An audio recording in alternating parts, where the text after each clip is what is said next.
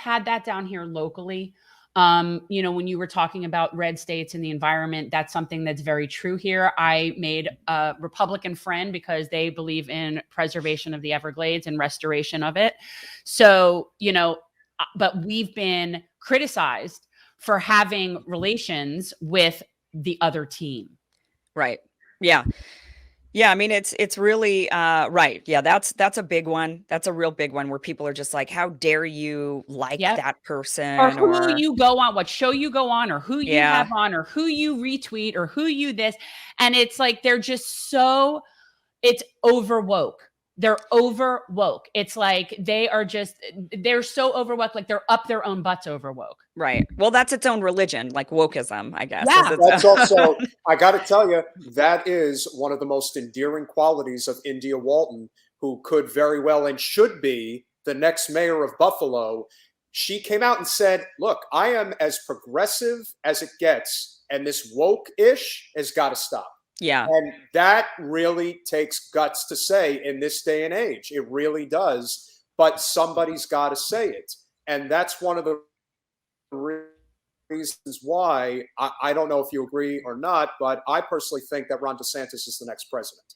And I think Yeah. that all trajectories We've been moving telling people to prepare themselves. Look, Yeah. all you can do is bring the horse to water, man. We've been telling people, get ready for President DeSantis we in have 24. a real political firebrand here in the state. Amazing gal named Anna Eskamani, and a lot of people wanted to see her run for governor, and she's like, nope, I'm not doing it. And we all know why she didn't do it. And then we had this lovely lady, Michelle Rayner, who's running for Congress in the Tampa area. She's running for Charlie Crist's open seat, and she came on and she actually came out and said, to her credit, nobody is beating DeSantis next year. So when when somebody within the ranks is going to say, yeah, your state party sucks and you don't know what you're doing, that should be a wake-up call. And so I would love to hear your thoughts, as we wind down the conversation on, obviously, because we all see what the Biden administration is doing right now to dwindle this reconciliation bill. And if they tank this thing, like it looks like it's going to be tanked, and this is all already on under Biden. $2 trillion. So if I were your representative, I wouldn't be voting for it at this point. I don't want to hear nothing about cinema. I don't want to hear nothing about Manchin. You are the goddamn president of the United States. Yeah. Use your freaking position and use the bully pulpit and tell them, get your ass in line, or I'm gonna rally my troops. They don't want to. He doesn't want to. Right. That was never the plan. This is what's happening is actually the plan.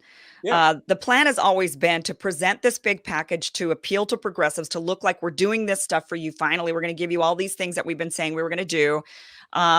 And I've always known from the beginning, and I've been saying this on Rising to Ryan, and as I would say, because he'd be like, well, Kim, what do you think of this? Like, they're finally giving us all these progressive things. And so how can we, because I was in the camp of like, I'm not going to vote blue no matter who. I think these guys are a bunch of like fraudsters. And so he would kind of be like, but look, they're, putting together all of this and this is amazing. And I'd be like, Ryan, I'll believe it when I see it, but we're never going to see it.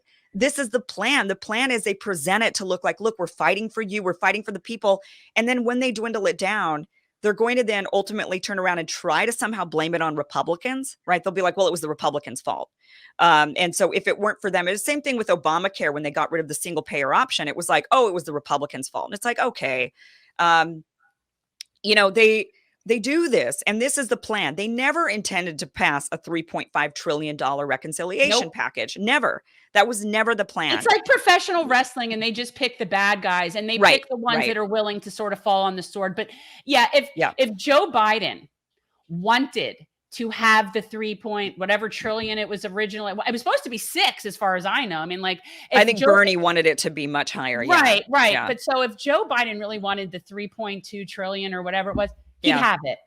He'd have it. He didn't want it. You're right. People don't understand that. Like it's not that complicated to see when you really look at the moving pieces. Not only that, but when they asked Sinema and Manchin, why are you opposed? They couldn't even give an answer. Well, we know why. We know why. The reason why was because they were the ones tasked with opposing it so that it wouldn't go through. I'm telling you, this was they're safe. Either one, because Sinema doesn't care about being reelected, which is what I think. I think she just doesn't care. And Manchin just is going to keep getting reelected. I just think also that there's I mean, look, I don't know if this is considered conspiracy theory or something. I don't know, but You're I just already think a conspiracy theorist to begin with, so let it That's fly, right. baby. Go with Let it. it I fly. just think that there's backroom discussions that go on inside of the Democratic leadership, and they just sit down and they say, "You two, there's probably like Pelosi and Schumer sitting there going to Manchin and Sinema, and then also Yep. to Gottheimer, and his crew of 9 or however many he's got now in the House." And sitting them down and saying, okay, here's how this is going to go down. We're going to make sure you get a lot of money for your reelection campaigns coming out of the DCCC. You'll get all that money, but we need to appeal to the American people, make them, we can't really let this pass, but we need to at least, make it look like it. And then we just need you to oppose it. Well, why are we opposed? Who cares why? Just oppose it, right? Because then they can have this infighting that allows them to continue dwindling. I mean, it's like, give me a break. Democrats control everything right now. Why is there this dwindling down Well, of it anything? doesn't, and that's the thing. Especially a reconciliation package that doesn't need a majority vote it doesn't need any Republicans at all. And yet this is how, but we have to somehow keep dwindling it down. It doesn't make any actual sense. Maybe on the infrastructure bill, you could have had that argument because you have to have a majority vote on that, a super majority, right, but not in reconciliation. Not in reconciliation. But that's the one that's getting dwindled down. So what does that tell everybody? Just use your brain. It's WWF, people. Right, it's right. I'm waiting for like Pelosi to like break a chair over someone's back. Like it's that ridiculous looking. And then we talk about it also because they're fighting over imaginary money. Yeah. It's not even real. Like they're just fighting over money. It's just so obvious to people that like when we're watching this, and I just don't understand. And the stuff they're cutting, when you look at what they're cutting from the reconciliation package. They're cutting the Medicare expansion. Right. And they're cutting the free community college. They're cutting all of these things that actually people want and need and that the majority of people are on board with. And actually what would have made more sense to me, now I know this will probably make a lot of people mad, but what would have made more sense to me was cut more of the climate action and the immigration stuff out of it. Because it was like, okay, I could see why you would dwindle that stuff out because that was the stuff that definitely Republicans were not going to be on board with.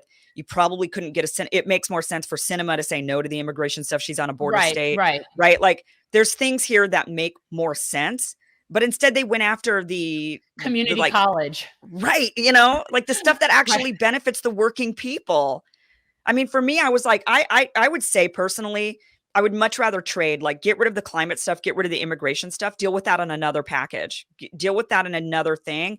This should have been a Build Back America, sort of package. Like the people need help getting back into the middle class. I get it. People want to say, yeah, but climate is extremely important. It is, but when you make a bill so omnibus like that, and you put so many things in it, it's almost like it's fraught for failure. Like, well, and now it's just this, and now Biden is like, well, no, I need just the climate. He wants to keep more of that and get rid of.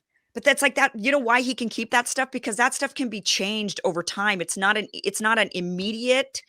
We're doing something now with climate today, right? It's over a period of time, which means it can be chopped away. Non-binding. It's non-binding. It's like they can get away with doing it. And the last thing I want to mention, and this is a perfect example right now of why if Jen was the congressional representative of Broward County and not Debbie Wasserman Schultz, you would actually have somebody that would be on a megaphone saying, what they are attempting to cut out of this reconciliation bill is expansion of Medicare that will cover dental and vision and hearing.